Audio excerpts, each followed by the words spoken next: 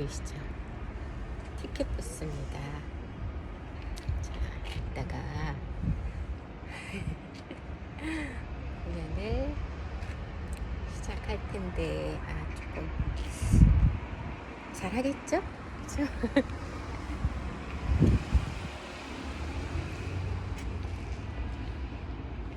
화이팅!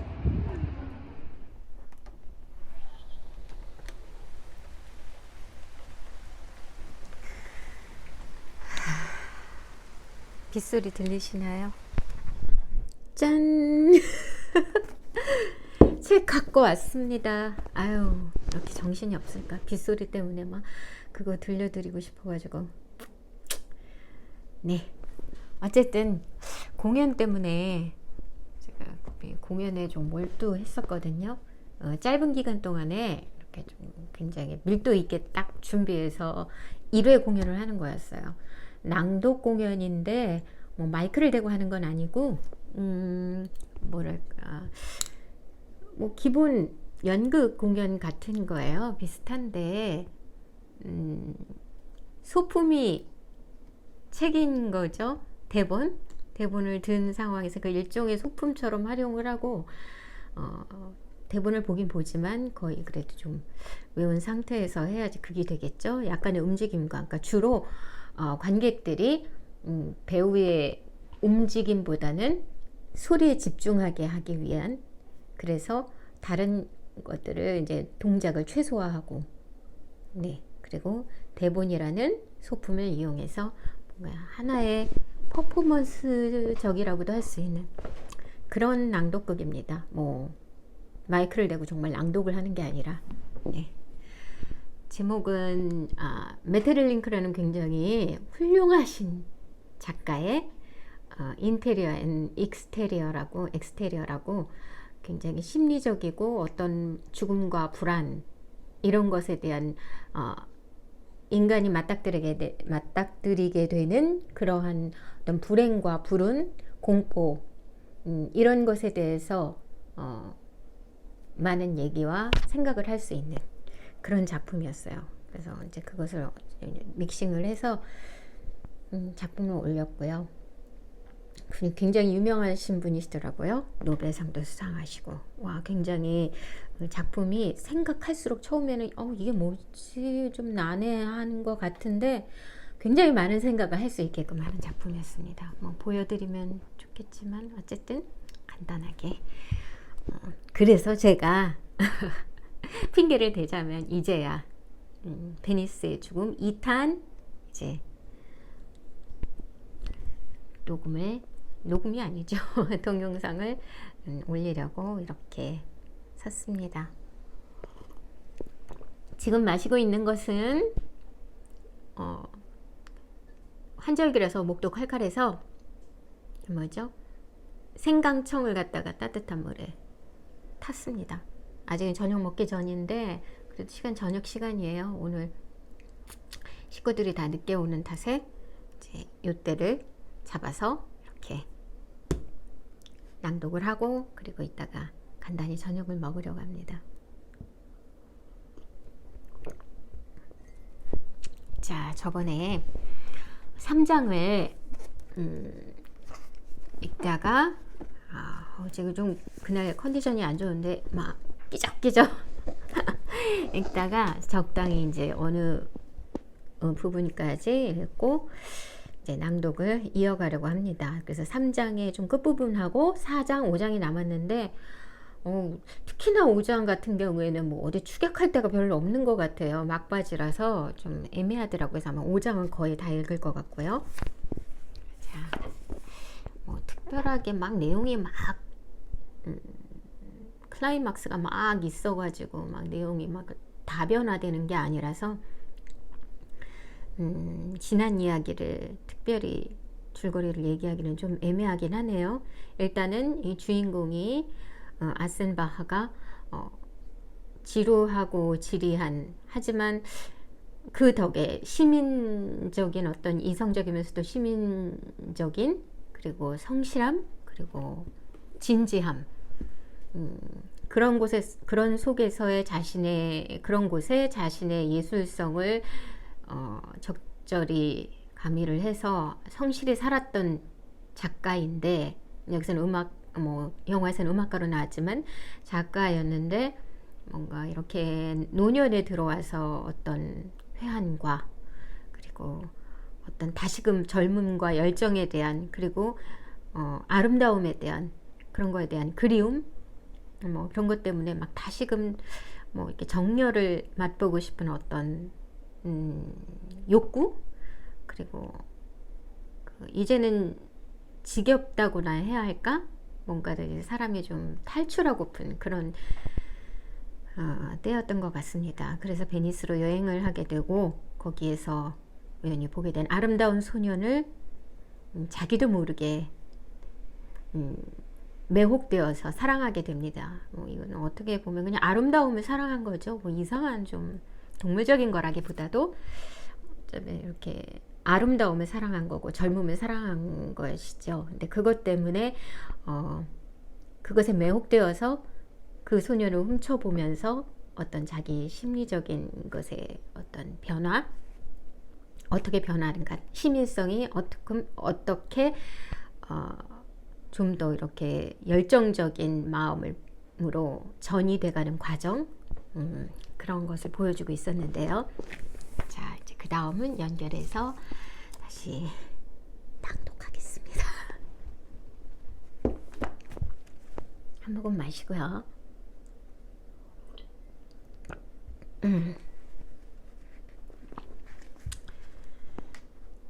골목들마다 역겨운 무더위가 깔려 있었다. 공기가 너무나 텁텁했기 때문에 가정집과 상점, 음식점에서 새어나온 냄새들과 기름 냄새, 향수 내음, 그리고 많은 다른 종류의 기체들이 흩어지지 못하고 증기와 뒤섞여 가라앉아 있었다. 담배 연기조차도 제자리에 가만히 머무르고 있다가 아주 서서히 옅어졌다. 좁은 골목길에 북적대는 인파는 산책 중인 아센바하를 즐겁게 하지 못하고 귀찮게 했다.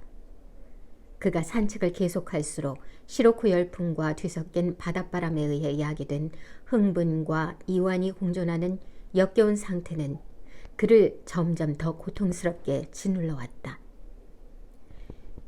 괴로운 땀이 쏟아졌다.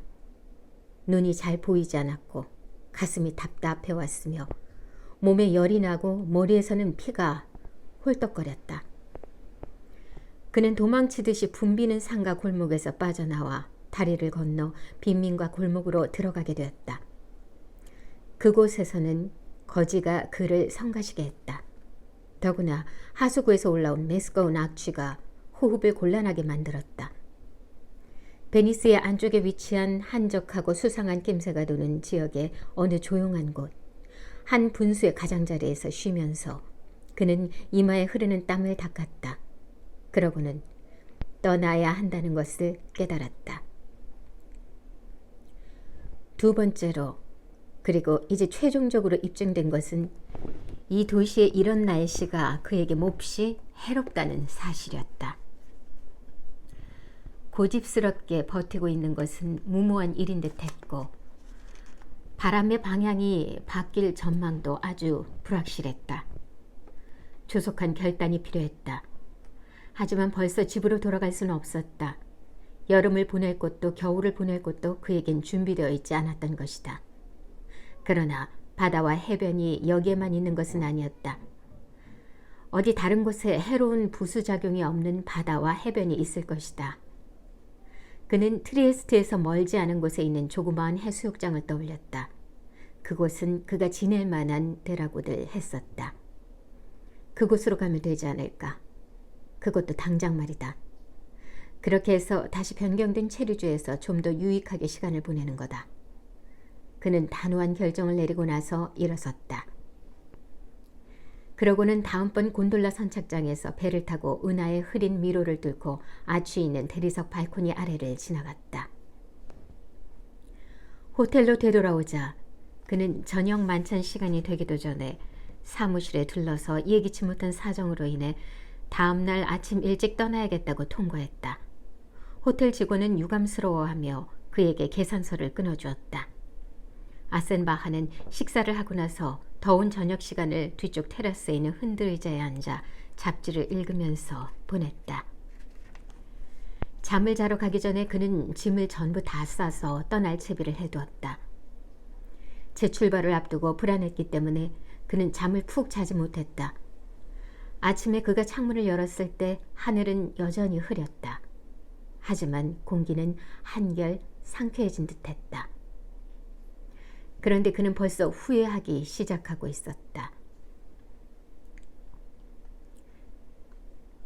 그렇게 예약을 취소한 것은 너무 성급하고 잘못된 일이 아니었을까? 몸이 아프고 비정상적인 상황에서 나온 행동이 아니었을까? 취소 통보를 좀 더 유보했더라면, 그토록 성급하게 겁을 집어먹지 말고 베니스의 공기에 적응하려고 애쓰고 날씨가 좋아지기를 기다렸더라면 그는 지금처럼 조급함과 부담감을 느끼는 대신에 어제 해변에서 보낸 오전 시간과 꼭 같은 시간을 오늘도 맞이하고 있을 텐데. 그런데 너무 늦어버렸다. 이제 그는 어제 그가 원했던 바를 실현하기 위해 떠나지 않으면 안 되었다.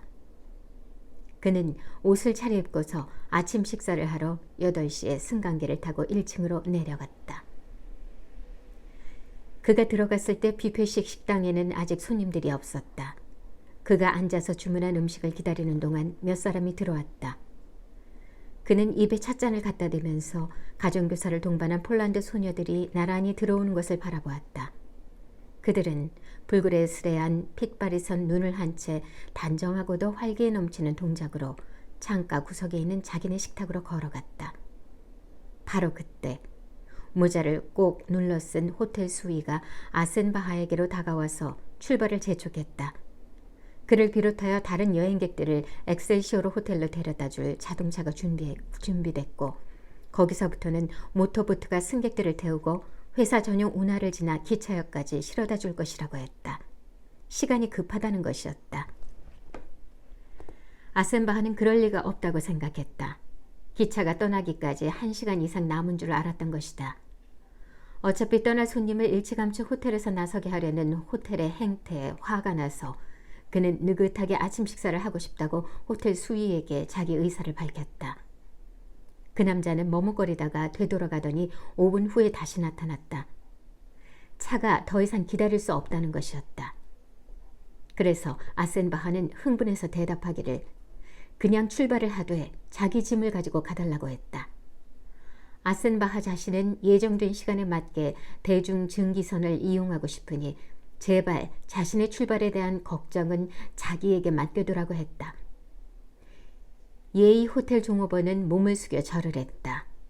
아센바하는 성가신 재촉을 물리친 걸 기뻐하며 서두르지 않고 아침 식사를 끝냈다. 게다가 한술 더 떠서 웨이터에게 신문을 건네받기까지 했다. 그가 일어났을 때는 시간이 정말로 빠듯해졌다.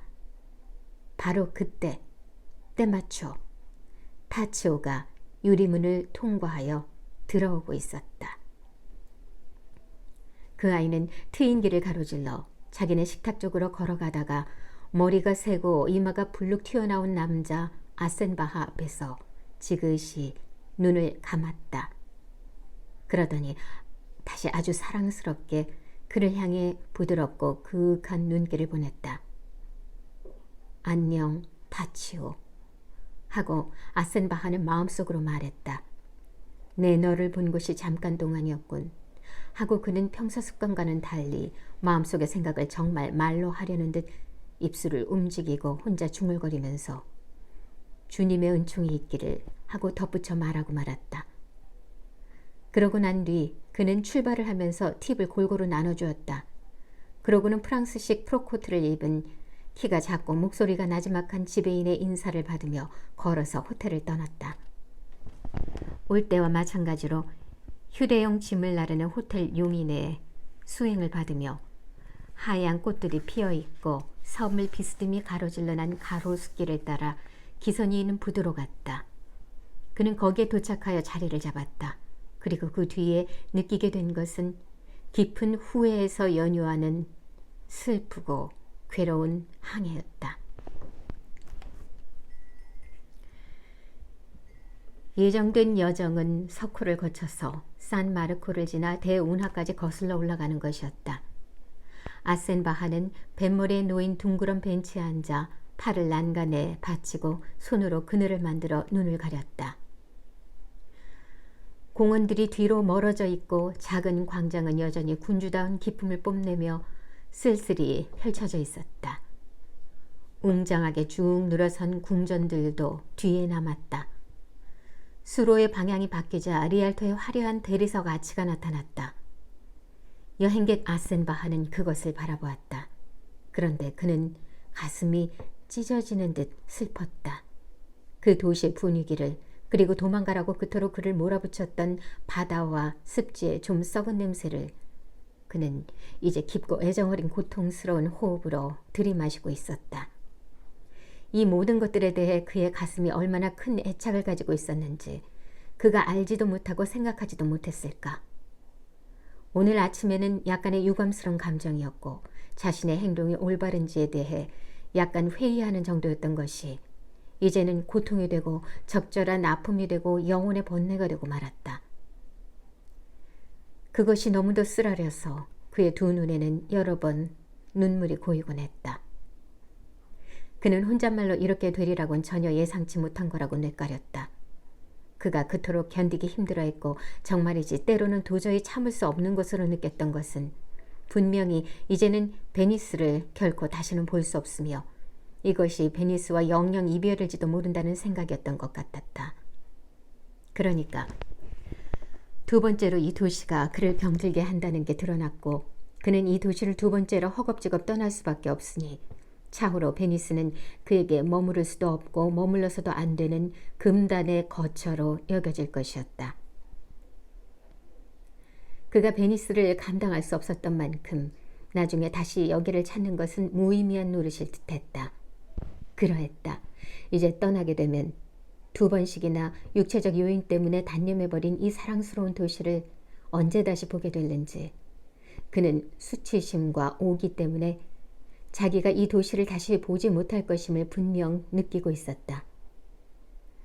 정신적 애착과 육체적 능력 사이에 발생한 이러한 고투는 초로의 남자 아센바하에게 불현듯 너무나 괴롭고도 중대하게 여겨졌으며 육체의 패배는 너무나 굴욕적이라서 어떤 대가를 치르고서라도 견뎌내야 했던 것 같았다. 그래서 그는 어제 자기가 진지한 내적 고투도 없이 경솔하게 체념해버리고 육체적 패배를 받아들이고 인정해버리고 만 것을 이해할 수가 없었다.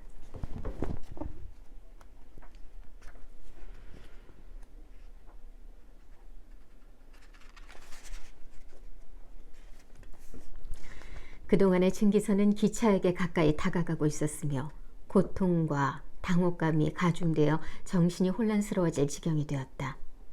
괴로운 아센바하에게는 출발이 불가능한 듯 여겨졌지만 그렇다고 해서 돌아선다는 것은 더욱더 불가능해 보였다. 그는 완전히 혼란스러운 마음으로 정거장에 들어섰다. 시간이 매우 늦었다. 기차를 타려면 한시도 지체해서는 안 되었다.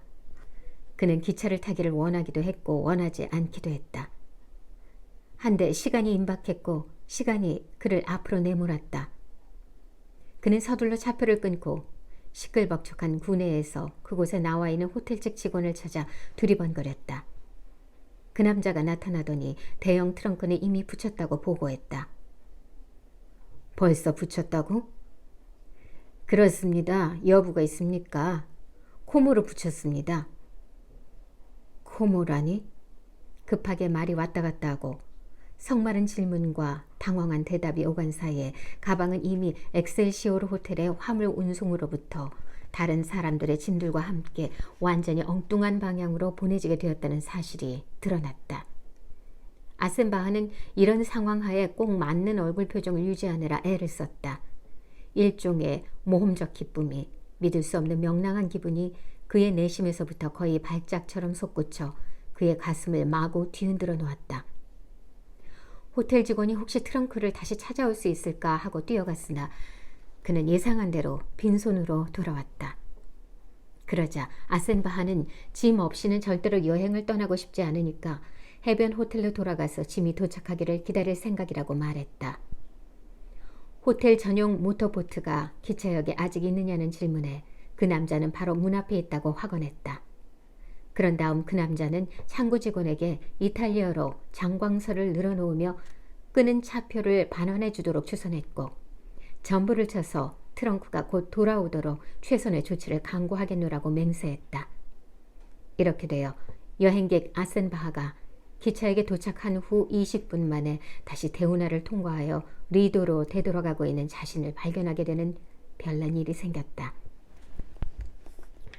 방금 전 깊은 비탄에 잠겨 영원히 작별을 고한 곳을 운명적으로 방향을 돌려 되돌아와서 1시간도 채 지나지 않은 시점에 다시 보게 되다니. 그것은 묘하게 믿어지지 않는 창피하면서도 우스꽝스럽고 꿈같은 모험이었다. 조그마한 모터보트는 뱃머리 앞쪽에 물보라를 일으키면서 곤돌라와 증기선들 사이를 교묘하게 빠져나가더니 제 진로를 따라 돌진했다. 그 사이 속상해하며 체념한 듯한 표정을 가장한 단 한 명의 승객 아센바하는 가출 소년과도 같이 초조하면서도 들뜬 흥분을 숨기고 있었다. 마음속으로는 아직도 이번에 잘못된 실수에 대해 이따금씩 웃음이 터져나올 것 같았다. 그는 그것은 억세게 운 좋은 사람에게도 닥치기 힘든 비할 바 없이 마음에 드는 불행이라고 자기 자신에게 말했다. 여러 가지 설명을 해야 하고 놀란 얼굴들도 보아 넘겨야 할 거야 하고 그는 자기 자신에게 말했다. 하지만 그러고 나면 모든 것이 다시 잘 될 거고 불행이 미연에 방지된 셈인데다가 중대한 오류도 바로잡힌 게 되는 거지. 그리고 홀가분하게 다 떨쳐버렸다고 믿었던 모든 것들이 다시 그의 앞에 나타나서 어느 때고 느닷없이 다시. 아니, 그런데 배의 속도가 빨라서 내가 착각을 한 걸까? 아니면 이젠 소용도 없는데 정말 바다 쪽에서 바람이 불어오고 있는 것인가? 섬을 가로질러 호텔 엑셀시오르까지 뻗어있는 좁은 운하의 콘크리트 벽에 물결이 부딪히고 있었다. 거기서 한 대의 버스가 되돌아오는 그를 기다리고 있다가 잔물결이 출렁이는 바다 위쪽으로 곧게 뻗은 길을 달려 해수욕장 호텔까지 그를 데려다 주었다. 키가 자그마하고 코수염을 기른 지배인은 리본이 달린 옷을 입은 채 인사를 하기 위해 5개 계단 아래쪽으로 내려왔다. 그 남자는 낮은 목소리로 아양을 떨면서 예기치 못한 사태에 대해서 유감을 표시했고 그것은 손님과 호텔 양측을 위해 다 몹시 불미스러운 일이라고 말했다. 하지만 이곳에서 짐을 기다리기로 한 아센바하의 결정은 확실히 잘한 일이라고 동감을 표했다. 물론 아센바하가 있던 방은 이미 찼으나 다른 방을, 그의 못지않은 방을 곧바로 마련해 드리도록 하겠다는 것이었다. 승강기에 타자 스위스인 승강기 운전수가 운이 없으시군요 선생님 하고 미소를 지으며 말했다. 그렇게 하여 도망자 아센바하는 먼저 뻔하고 위치와 시설이 거의 똑같은 한 방에서 다시 묵게 되었다. 이렇듯 유별났던 오전의 혼란스러운 일 때문에 전신이 지치고 멍해졌다. 그는 자기 손가방에 든 소지품들을 방에 배치한 다음 열어둔 창 곁에다가 팔걸이 의자를 갖다 두고 앉았다. 바다는 담록색을 띠었다. 공기는 더 옅어지고 깨끗해진 듯했다. 오두막과 보트가 있는 해변은 다채로워 보였다. 하늘은 여전히 흐렸다. 아센바하는 두 손을 무릎에 포개 두고 바깥쪽을 내다보았다. 그는 다시 그곳에 있게 된 데 대해 흡족한 마음을 느꼈다. 그러면서 자신의 망설임, 자신이 가졌던 소망의 무지함에 대해 머리를 끄덕이며 질책했다. 그렇게 쉬면서 아무 생각 없이 꿈을 꾸듯 한 1시간가량 앉아 있었다. 정오쯤에 그는 타치오가 빨간 리본이 달린 줄무늬 아마직 정장을 입고 바다 쪽에서 해변 개폐문을 통과하여 판자다리를 건너 호텔로 되돌아오고 있는 것을 보았다. 아센바하는 사실 그 아이의 모습을 눈으로 정확하게 파악하기도 전에 그 키만으로도 바로 그 애를 알아보고는 마음속으로 다음과 같이 생각했다. 보아라 타치오, 너도 역시 다시 여기에 있구나. 그러나 바로 그 순간 그는 그 느슨한 인사말이 그의 마음의 진실 앞에 무릎을 꿇고 쑥 들어가 버리는 것을 느꼈다. 그는 피가 끓는 듯한 감동, 기쁨, 자기 영혼의 고통을 느꼈다. 그러고는 그에게 그 이별이 그다지도 어려웠던 것이 바로 타치오 때문임을 알았다. 아센바하는 남의 눈에 띄지 않는 높다란 위치에서 아주 편안하게 앉아 내면을 응시하고 있었다. 그의 얼굴 표정은 깨어있고 눈썹은 곤두서서 의미심장한 모양이었다. 호기심에 들뜬 미소가 그의 입가에 맴돌았다. 그는 머리를 쳐들고 안락의자 팔걸이 위로 축 늘어뜨린 두 팔을 천천히 돌리면서 손바닥을 앞쪽으로 향하도록 뒤집어 보이면서 마치 팔을 활짝 펴보일 것처럼 두 팔을 들어올리는 동작을 했다. 그것은 기꺼이 환영의 뜻을 표한다는 태연히 맞이하겠다는 몸짓이었다.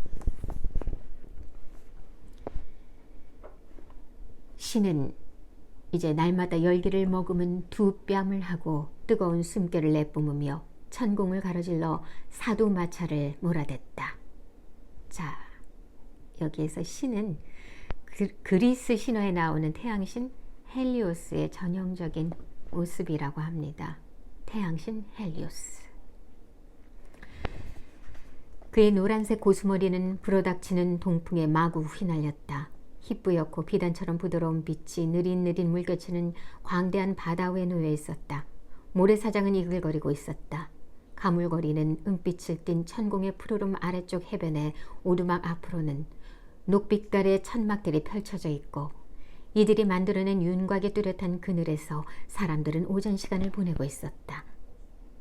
그러나 공원에 있는 식물들이 발삼 같은 향기를 내뿜고 별들이 높은 데서 느린 윤물을 주고 흐릿한 바다의 낮은 중얼거림이 조용히 밀려와서 영혼에 관해 이야기를 할 때면 저녁 시간도 더없이 좋았다.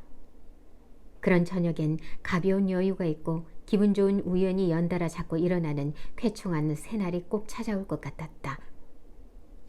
그처럼 운명적인 재앙에 의해 여기에 붙잡혀 있게 된 그 손님은 자기 짐을 되찾게 되면 다시 출발할 구실이 된다고는 전혀 생각하고 있지 않았다. 그는 이틀 동안 불편한 것을 견뎠고 식사 때에는 대형 식당에 여행복 차림으로 나타나야 했다.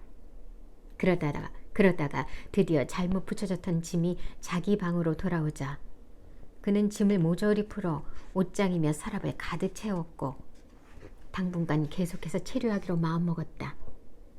그는 실크 정장을 입고 해변에서 시간을 보내다가 저녁 식사 때면 근사한 복장을 차려입고 다시 자기 식탁에 나타날 수 있게 된 데 대해 흐뭇해했다. 이러한 생활의 쾌적한 규칙적 리듬이 그를 이미 완전히 사로잡았고 그런 삶을 영위하는 데서 오는 부드럽고 찬연한 온화함은 그를 급격히 변화시켰다. 남극 바닷가의 쾌적한 해수욕장 생활이 주는 매력과 바로 인접한 기묘하고 신비한 도시를 잘 결합시키고 있는 이 체류는 사실 얼마나 훌륭한가. 아센바하는 향락을 좋아하지 않았다. 언제 어디서고 마음껏 놀거나 느긋하게 쉬고 즐거운 시간을 보내려고 하면 특히 젊은 시절에 그랬는데 불안감과 거부감 때문에 곧 다시 아주 힘든 일, 정신을 바짝 차리고 엄숙하게 해야 하는 자기 일상의 소임을 되돌아가야 할 것 같았다. 단지 이곳만이 그에게 마법을 걸어 그의 의지를 누그러뜨리고 그를 행복하게 만들어주었다. 자, 그런 시민의식, 강박적인 시민의식으로부터 자유롭게 해방시켜주는 바로 이곳. 그곳에 그 아름다운 소년이 있습니다. 그 소년 때문일까요? 아니면 베니스가 주는 분위기 때문일까요? 소년이겠죠? 둘 다인가요? 여러 번, 아니 거의 항상 아센바하는 타치오를 보았다. 말하자면 제한된 공간에서 각자에게 정해진 대로 생활을 하다 보니 잠깐씩 말고는 거의 온종일 아름다운 소녀는 그와 가까이에 있었던 것이다. 그는 도처에서 그 아이를 보거나 그 아이와 마주쳤다. 호텔의 아래층 홀에서 시내로 가거나 돌아오는 시원한 뱃놀이 중에 자기 방의 의자에서 심지어 때로는 길에서나 잔교에서도 우연히 마주치는 일이 있었다. 그렇지만 주로 가장 기분 좋게 규칙적으로 그 고귀한 인물을 집중하여 자세히 관찰할 수 있는 느긋한 기회를 그에게 희사해 주는 것은 해변에서 보내는 오전 시간이었다. 더욱이 이와 같은 행복한 구속, 즉 날마다 한결같이 재개되는 호의적 상황들은 너무 좋았다. 그것들은 그를 만족감과 삶의 기쁨으로 충만케 하고 그의 체류를 더 값지게 하고 하루하루를 쾌청하고 기분 좋은 날들로 이어지도록 했다. 와, 그 설레임이 주는 에너지, 살아있다는 어떤 그런 기분, 이곳에서 그 타치오가 주는 그 기분, 얼마나 설렐까요? 젊은 시절이건 나이 들어서건 자신을 설레게 하는 어떤 누군가, 상황, 이런 것들이 있을 때 사람은 생동감을 느끼게 되고 살아있다고 느끼게 되는 것 같습니다. 그런 일들이 점점 없어지는 게 슬프지만 언제라도 불현듯 다시 나타났을 때 과연 우리는 어떻게 그것을 받아들이게 될까요?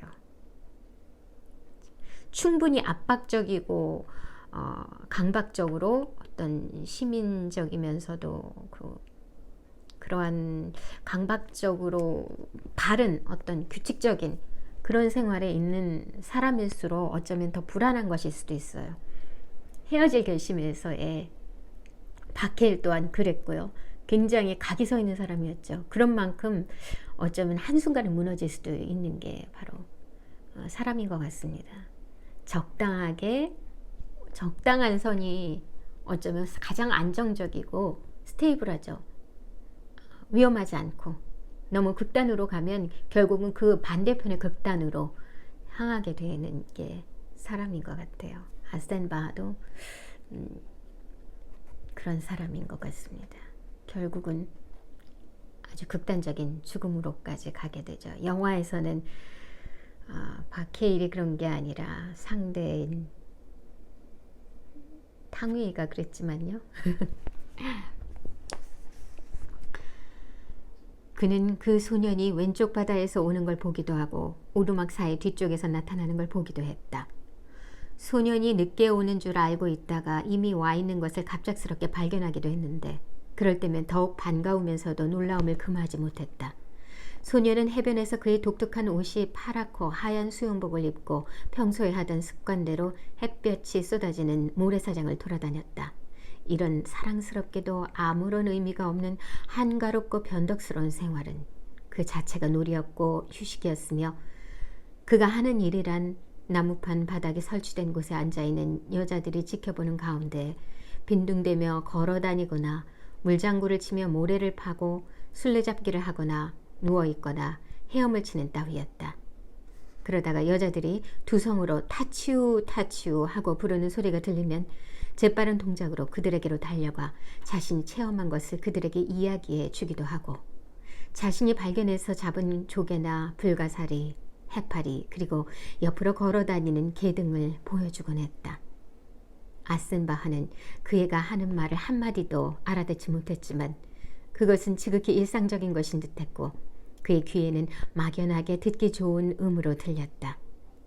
그렇게 말을 알아듣지 못하다 보니 소년의 이야기가 음악으로 고양되었고 당당하게 짝이 없는 태양이 소년의 자태 위로 아낌없이 휘황찬란한 빛을 쏟아부었으며 바다의 초연한 깊이는 그의 모습 뒤에서 언제나 후광과 배경이 되어주었다.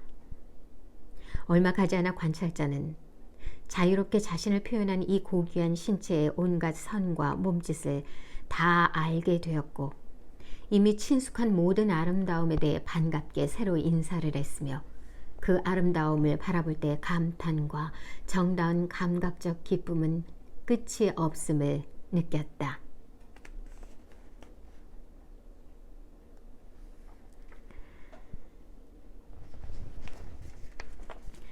여자들이 오두막으로 자기들을 방문한 어떤 손님에게 인사하라고 소년을 불렀다. 소년이 뛰어왔다. 아마 밀물에 젖은 채 달려왔는지 고수모리를 뒤로 젖히는 것이었다. 소년은 한 발로 서고 다른 발은 발끝을 땅에 대고 세운 채 손을 내밀었다. 그러면서 그는 우아한 긴장감을 보이며 매력적으로 몸을 돌리고 있었는데 친절한 태도를 보이느라고 수줍어했고 귀족의 의무가 명하는 대로 상대방의 호감을 얻으려는 태도가 엿보였다. 소녀는 목욕수건을 가슴에 두른 채 귀엽게 다듬어진 팔을 모래에 받치고 오므린 손에 턱을 꿰고 사지를 뻗고 누웠다. 야슈라 불리는 아이가 그 소년 곁에 쪼그리고 앉아 아첨을 떨고 있었다. 그 빼어난 손이 보잘것없는 신하에 지나지 않은 소년을 쳐다볼 때에 눈과 입가에 떠오르는 미소보다 더 매혹적인 것은 있을 수 없었다. 타치오는 자기 친구들과 떨어져서 물가에 혼자 서 있었다. 아센바하와 아주 가까운 곳에 똑바로 서서 두 손을 깍지 낀 채 목덜미 위에 올려놓고 천천히 몸을 일렁이며 꿈을 꾸는 듯 창공을 바라보고 있었는데 밀려오는 작은 파도들이 그의 발가락을 적시고 있었다.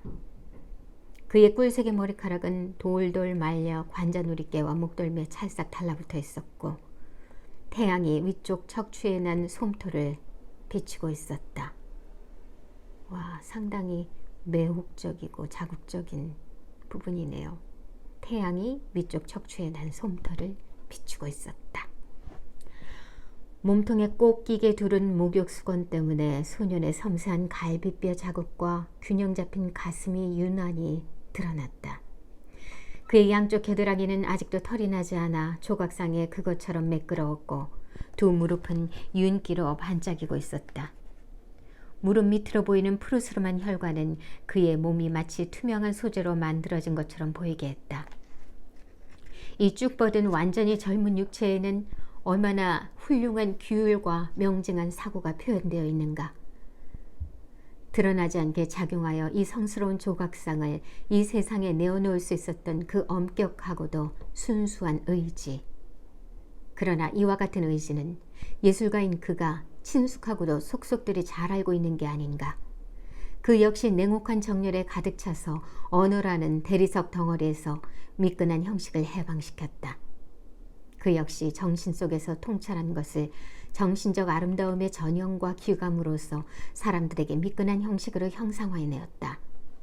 그러니 그도 또한 그와 같은 의지 속에서 창조하고 작용해온 사람이 아닌가.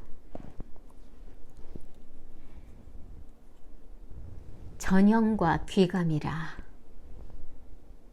그의 두 눈은 저기 푸른 바다의 가장자리에 있는 그 고귀한 형상을 얼싸안았다. 그리고 그는 열렬한 황홀감에 빠져 이 형상을 보는 것이야말로 아름다움 그 자체를 이해하는 것이라 믿었다. 그 아름다움은 신의 사고로서의 형식이고 정신 속에서만 사는 유일하고도 순정한 완전성이었다. 그런데 그 완전한 아름다움의 한 비유적 모상이 한 인간으로 화하여 여기 경쾌하고도 아리답게 우뚝 서서 경배를 기다리고 있는 것이었다. 그것은 도취였다. 신은 그것을 미의 온갖 광채로 장식하여 기억할 만한 도구로 만들어 놓은 것이다. 그리하여 그것을 보면 우리는 고통과 희망에 불타오르게 되는 것이었다. 그 열광한 자는 이런 생각들을 했다. 또한 그는 이렇게 느낄 수 있었다. 황홀한 바다와 밝은 햇빛 때문에 그에게는 매력적인 영상 하나가 떠올랐다. 그것은 아테네의 성벽에서 멀지 않은 곳에 있는 해묵은 플라타누스 나무의 모습이었다. 성스러운 그늘이 지치고 순결한 나무의 꽃향기로 가득한 그곳은 님프와 아켈로스를 기르기 위해 성화들과 경건한 공약물로 장식되어 있었다. 넓게 가지를 뻗은 나무 발치의 시냇물이 너무나 맑게 매끄러운 조약돌 위로 흐르고 귀뚜라미가 울고 있었다. 그런데 누워서도 머리를 들고 있을 수 있을 정도로 완만하게 경사가진 잔디밭 위에는 대낮의 열기를 피해 여기로 온 두 사람이 쉬고 있었다. 한 늑수구레한 남자와 한 소년. 그러니까 한 추한 인간과 한 아름다운 사람. 다시 말해 사랑스러운 아이를 대동한 현자의 모습이었다. 그리고 점잖으면서도 기지가 넘치는 농담을 억지로 섞어가며 소크라테스는 파이드로스에게 동경과 미덕에 관해 가르치고 있었다. 그는 눈이 영원한 아름다움의 비유를 바라보게 될 때 그걸 느끼는 사람이 겪게 되는 뜨거운 놀라움에 관해 파이드로스에게 이야기하고 있었다. 파이드로스, 소크라테스가 사랑한 파이드로스? 아마도 그렇다고 얘기되어지고 있는 것 같습니다. 그것에 비유하고 있죠. 이 책에서는 실제 광경과 아센바하의 상상이 뒤섞여 있는 것 같습니다. 그리고 아름다움의 상징물을 보고도 경외심을 느낄 수 없어서 아름다움을 상상할 수 없는 불경하고 못된 인간의 탐욕에 관해서 이야기하고 있었다. 신을 닮은 모습, 즉 완벽한 육체가 나타날 때 고귀한 자에게 엄습하는 성스러운 두려움에 관해서도 이야기했다. 그런 모습을 보게 되면 그는 흥분하여 온몸을 떨며 제정신을 잃고 감히 쳐다볼 엄두도 내지 못하면서 아름다움을 지닌 자를 존경하게 될 것이며 사람들에게 놀림감이 되는 것이 두렵지만 않다면 틀림없이 조상을 섬기듯 그를 경배하게 된다는 것이었다. 그 이유는 파이드로스요. 아름다움만이 사랑스러운 동시에 눈에 보일 수 있는 것이기 때문이다. 그러니 잘 명심해라. 아름다움만이 우리가 감각적으로 받아들이고 감각적으로 견딜 수 있는 유일한 정신적 형태이니라. 만약 그렇지 않고 그 밖에도 신이나 이성, 미덕과 진리가 우리 앞에 감각적으로 나타난다면 우리에게 어떤 일이 일어나게 될까? 옛날에 제펠레가 제우스 앞에서 그랬듯이 우리도 사랑 때문에 눈이 멀어 불타버리지 않겠는가? 그러니 아름다움은 느낄 수 있는 자가 정신적인 것에 이르는 길인 것이다.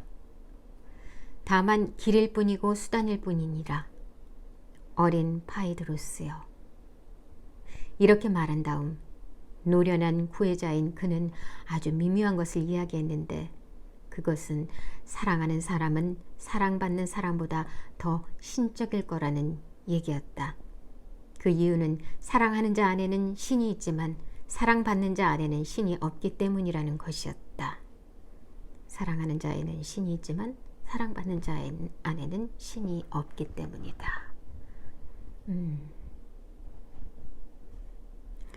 이것은 지금까지 인간이 머리에 떠올렸던 생각들 중에서 아마도 가장 섬세하고도 가장 조롱기가 많은 생각일 것이다.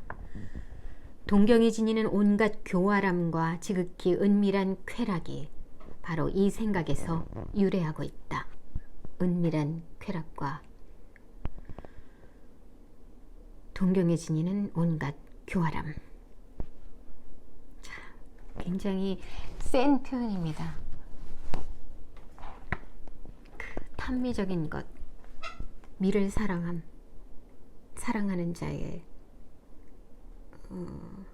심상, 마음이라기보다는 기분이라고 해야 되나? 감정 상태, 이런 것을 굉장히 자극적으로 묘사하고 있습니다. 작가의 행복은 완전한 감정이 될 수 있는 생각을 가지는 것이며 완전히 생각이 될 수 있는 감정을 가지는 것이다. 작가의 행복은 완전한 감정이 될 수 있는 생각을 가지는 것이며 완전히 생각이 될 수 있는 감정을 가지는 것이다. 굉장한 권리처럼 느껴지는데요. 작가의 행복. 그 외로운 사람은 그 당시 그렇게 약동하는 생각과 그렇게 세세한 감정을 가지고 있었고 또한 그런 생각, 그런 감정에 주의를 기울이고 있었다. 즉 그것은 정신적인 사람이 아름다움을 애모한 나머지 그 앞에 경배를 하면 자연이 기쁜 나머지 전율한다는 생각과 감정이었다. 그는 갑자기 글을 쓰고 싶은 욕구를 깼다. 하긴 에로스는 빈둥거리는 것을 사랑하고 에로스는 빈둥거리는 사람을 위해서만 창조되었다는 말이 있긴 하다. 그렇지만 이러한 위기 시점에서는 위기를 맞이한 사람의 흥분이 생산적 창조를 향해 작용하도록 되어 있게 마련이었다. 글을 쓰고 싶은 계기는 거의 대수롭지 않은 것이었다. 문화와 취미 세계의 그 어떤 중대하고 시급한 문제에 대해 입장을 밝혀달라는 일종의 질의, 일종의 자극이 정신세계 현안으로 부상하게 되었고 그것이 여행을 하고 있는 이 작가에게까지 와닿은 것이었다. 그 주제는 그에게 친숙한 것이었고 그의 체험 영역에 속한 것이기도 했다. 그 주제를 자기의 언어로 조명함으로써 찬연히 빛나도록 해보고 싶은 욕심이 생겨 갑자기 주체할 수가 없이 되었다. 그런데 실은 그의 욕구는 타치오가 있는 데서 작업을 하고 글을 쓸 때 그 소년의 체격을 본보기로 하고 그의 문체를 그 신적으로 보이는 육체의 선에 따르도록 함으로써 마치 옛날에 독수리가 트로이아의 목동을 천공으로 물고 올라갔던 것처럼 소년의 아름다움을 정신적인 것으로 올려놓고 싶은 대로 치닫고 있었다. 어떤 이성적인 결과물을 창조하는데 그런 탐닉적인, 감정적이고 탐닉적이고 감각적인 것들을 빌어온다는 얘기일 수도 있겠습니다. 참 묘하게 뒤섞여 있어요. 어떤 것이 우선인지 모르지만 이 작가에게는 그런 탐미성이 어떤 원동력이 되고 있는 것 같습니다. 그는 언어에 대한 욕구를 지금보다 더 달콤하게 느낀 적이 없었으며 에로스가 언어 속에 있으리라고는 미처 몰랐다. 이를테면 그가 차양 아래에 놓인 간이 탁자 앞에서 자신의 그 우상을 마주보고 그의 음악적인 목소리를 귀로 들으면서 타초의 아름다움을 본떠 탁월한 산문 형식으로 된 한 페이지 반가량 되는 분량의 조그만 논문을 쓰고 있는 그 위태로우면서도 귀한 몇 시간 동안에도 에로스가 거기 있었던 것이다. 그 논문의 순수성과 고귀성 그리고 약동하는 감정의 긴장은 얼마 가지 않아 많은 사람들의 경탄을 불러일으킬 것이었다.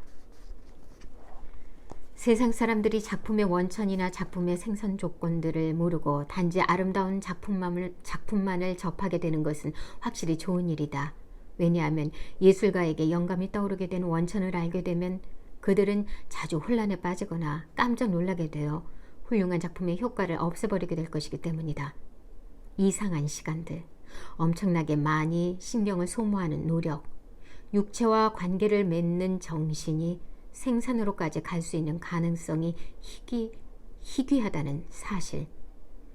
작업하던 걸 집어넣고 해변을 떠날 때에는 아센바하는 지칠 대로 지쳐 정말 녹초가 된 듯한 느낌이었다. 그는 마치 한바탕 방종한 짓을 하고 났을 때처럼 그의 양심이 탄핵이라도 걸어오는 기분이었다. 왜 남모르는 또 죄책감이 다가오는 것일까요? 또다시 마음속에서 격렬하게 사투를 벌이고 있습니다. 시민성과 미를 추구하는 그런 아름다움에 대한 추구, 예술성, 시민성과 예술성의 또 혼란인 거죠. 끊임없이 계속 그게 반복되고 있네요.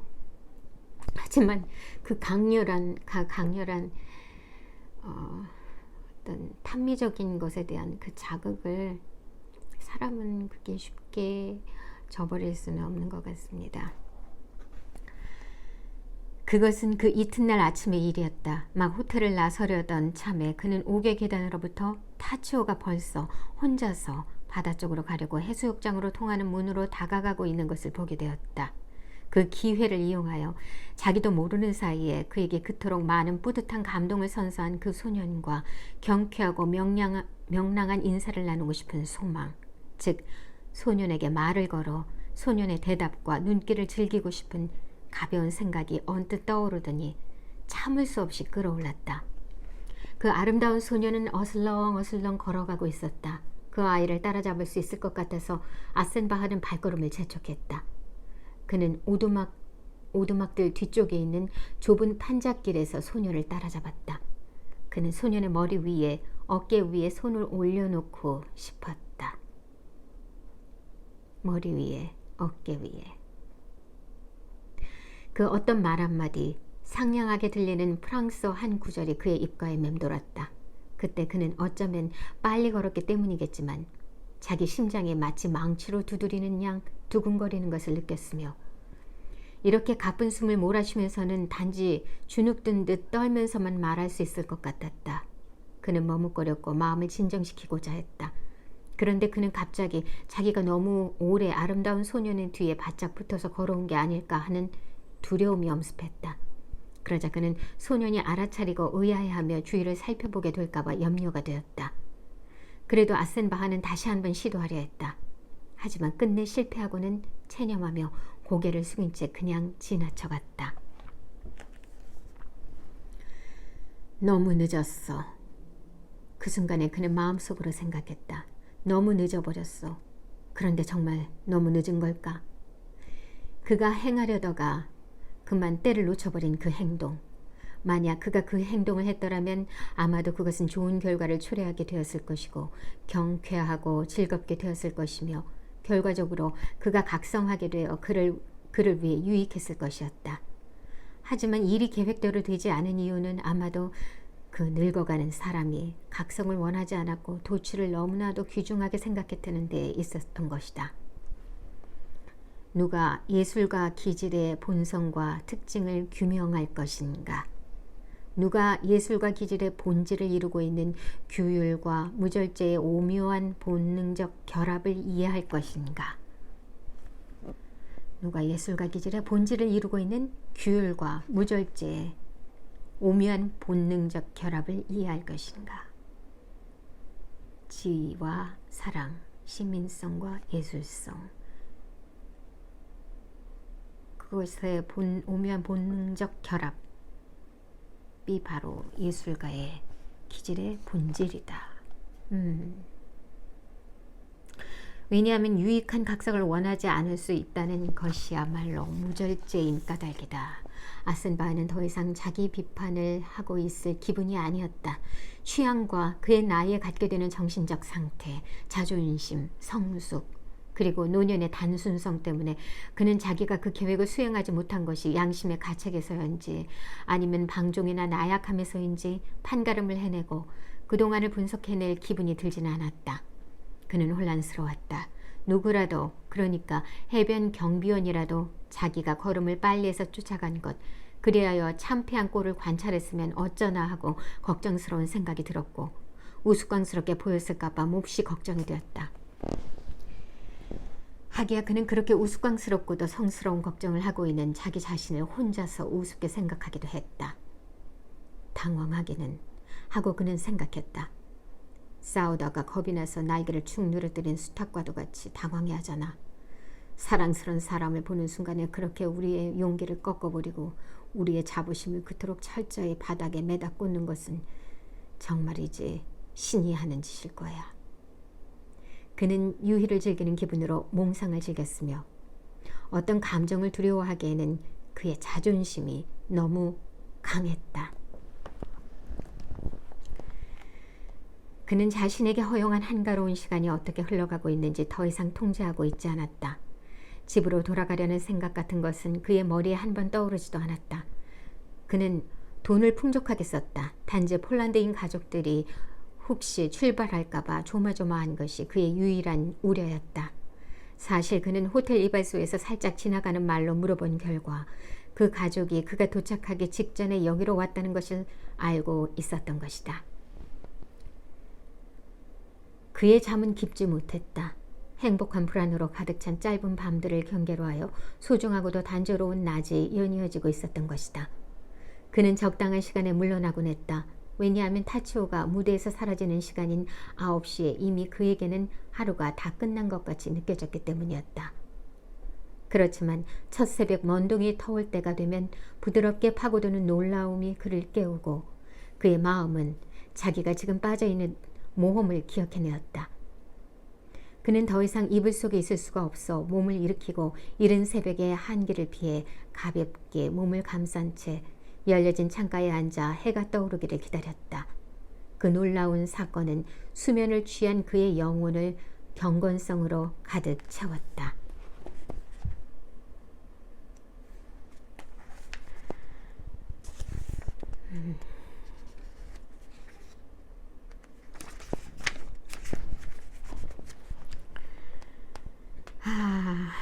눈으로만 서로를 알고 있는 사람들끼리의 관계보다 더 미묘하고도 까다로운 것은 없다.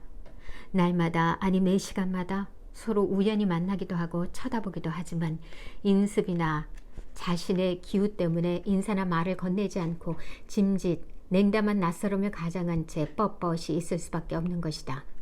그들 사이엔 불안감과 극도로 자극된 호기심이 있다. 그들 사이엔 인식과 교환에 대한 욕구가 불만족스럽고 부자연스럽게 억압되어 생겨나는 히스테리, 즉 일종의 긴장된 존중의 감정이 있다. 왜 그런가 하면 인간은 다른 인간을 평가할 수 없을 때에만 그를 사랑하고 존중하는 까닭이며 동경이란 것은 불충분한 인식의 소산이기 때문이다. 여러분, 결국 오늘은 여기서 마무리를 해야 될 것 같습니다. 복돌아, 네, 아들뿐만 아니라 바깥 양반께서도 들어오셨고요. 참, 마무리가 안 돼서 마지막 남은 5장이 그래도 아직 조금 그냥 금방 끝날 것 같지도 않고, 그래서 일단 오늘은 여기서 마무리를 하고요. 그리고 나머지 5장의 남은 부분을 남은 부분을 낭독하겠습니다. 복돌아, 너 목소리 너무 커. 참, 오늘은 정말 진정한 브이로그네요. 정신없는 그 가정주부의 참 중간중간 그랬습니다. 인사하고, 자, 다음 나머지 5장 끝내겠습니다. 밤이 깊었고요. 10시쯤 된 것 같아요. 복돌이하고 저하고 닮았죠? 구독, 좋아요 복돌이 꾹꾹꾹꾹 눌러주세요. 구독, 좋아요 꾹꾹 눌러주세요. 또 뵙겠습니다.